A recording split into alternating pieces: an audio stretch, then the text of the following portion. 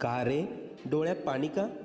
फक्त यासाठीच रडतोयस ना की तुला माझ्याकडे अक्कलकोटला येता येत नाहीये? इतर लोक जातात आणि तुला मात्र परिस्थितीने बांधून ठेवलंय, याचंच वाईट वाटतंय ना?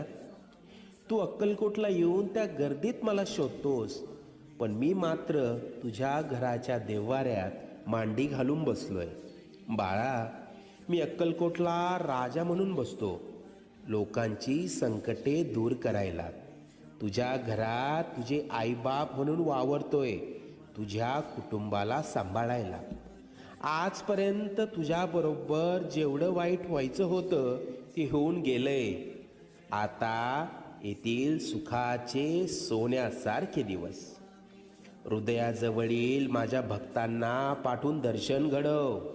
निश्चिंत राहा, सगळं मनासारखं होईल.